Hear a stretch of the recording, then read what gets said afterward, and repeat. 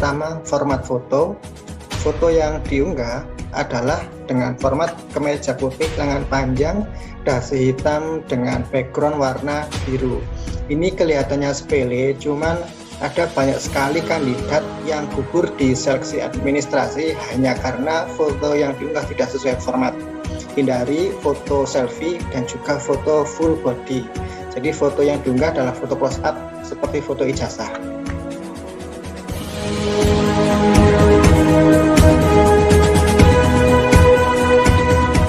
Yang kedua adalah biodatanya linear. Jadi isikan semua biodata di sini itu linear, dari informasi umum, biodata kemahasiswaan, bidang PPG, pengalaman mengikuti pelatihan, pengalaman berorganisasi, pengalaman menjadi sukarelawan, pengalaman melatih, hobi, sampai dokumen yang diunggah ini nanti usahakan semuanya linear.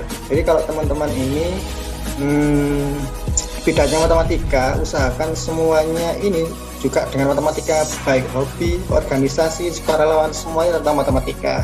Hindari yang tidak linear. Jadi kalau misalkan teman-teman ini jurusannya matematika tetapi hobinya hobi traveling, nah itu kan tidak linear, itu sangat bertentangan sekali, maka itu tidak diharuskan. Yang paling penting adalah usahakan semua yang di sini harus linear sesuai dengan bidang yang diisi.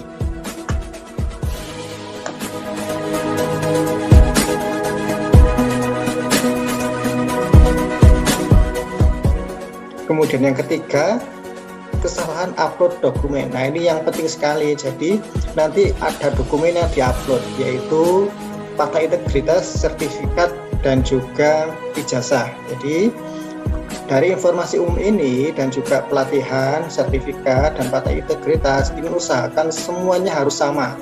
Karena kalau ada kesalahan data, misalkan di sertifikatnya itu tahunnya 2020, tetapi yang diisi itu nanti 2021, itu akan menjadi faktor penentu tidak lolosnya. Jadi usahakan baik dari tanggal, tempat, waktu, semuanya itu harus sesuai antara dokumen yang diunggah dengan data yang teman-teman tulis.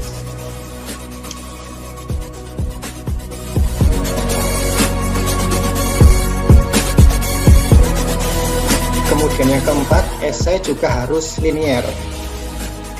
Jadi di esai ini ada sebanyak 7 pertanyaan A, B, C, D, E, F, sampai G. Dari 7 pertanyaan ini usahakan semuanya linear. Jadi kalau teman-teman ini bidangnya matematika, maka esai yang dibuat juga tentang matematika. Misalkan di pertanyaan pertama, apa yang motivasi Anda menjadi guru dan apa yang Anda lakukan untuk mewujudkan motivasi tersebut. Nah, kalau teman-teman ini bidangnya di matematika, maka motivasi yang ditulis adalah tentang guru mengajar matematika, misalkan cara mengajarkan perkalian yang cepat atau apapun itu ya, tentang guru matematika. Kalau bidangnya matematika, usahakan motivasi menjadi guru matematika itu apa gitu. Jadi pertanyaan di sini nanti juga tentang matematika, usahakan sesuai dengan bidangnya teman-teman. Kemudian di pertanyaan yang ke B, ceritakan pengalaman ketika Anda perlu mempelajari hal-hal baru untuk meningkatkan performa.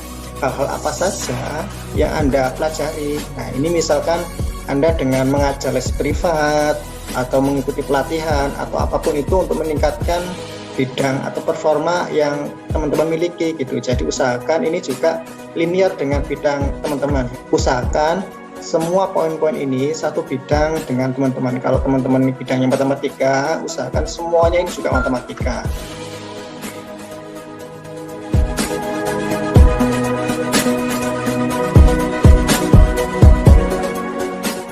Kemudian yang kelima, esai memiliki benang merah. Nah, ini bersesuaian dengan nomor 4 tadi, ini juga sangat penting ya.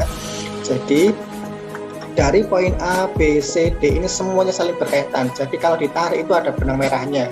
Jadi poin A, poin B, poin C, dan seterusnya sampai G ini kalau dirangkum akan menjadi sebuah narasi, akan menjadi sebuah cerita. Jadi ada benang merahnya, ada kesimpulannya. Jadi bisa diambil sebuah kesimpulan. Jangan sampai poin A dan poin D ini berbeda hal, berbeda, bertentangan, apalagi bertentangan. Jadi kalau misalkan ini tentang menjadi guru matematika, misalkan ini tentang organisasi keagamaan, itu sebenarnya boleh sih, cuman akan mengurangi nilai. Akan lebih baik ketika ini menjadi ada satu benang merahnya ya, jadi ada satu kesimpulan dalam satu bidang tadi, seperti itu.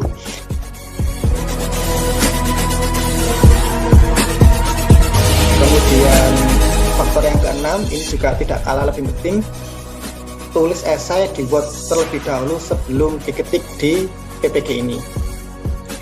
Karena di sini ada keterangan yang terakhir, sebelum menekan tombol simpan, bacalah kembali jawaban Anda dengan sesama, karena jawaban Anda tidak bisa direvisi setelah menekan tombol simpan. Jadi nanti kalau teman-teman setelah mengisi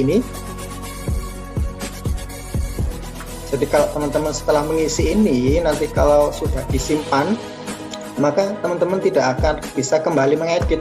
Oleh sebab itu, ketik dahulu di Word ya, semuanya ketik di Word. Nanti setelah diketik di Word, tinggal dikopas di sini. Itu nanti akan mempermudah untuk mengedit, jadi bisa gampang untuk mengedit dan lain sebagainya. Itu 6 faktor penentu lolos seleksi administrasi. Seperti yang kita tahu, seleksi administrasi diundur sampai tanggal 9, jadi ada kesempatan teman-teman yang belum daftar bisa dimaksimalkan untuk daftar ya. Jadi 6 faktor tadi perlu diperhatikan betul-betul agar seleksi administrasi lolos teman-teman semuanya. Selamat berjuang sahabat-sahabat pejuang guru profesional dimanapun teman-teman berada.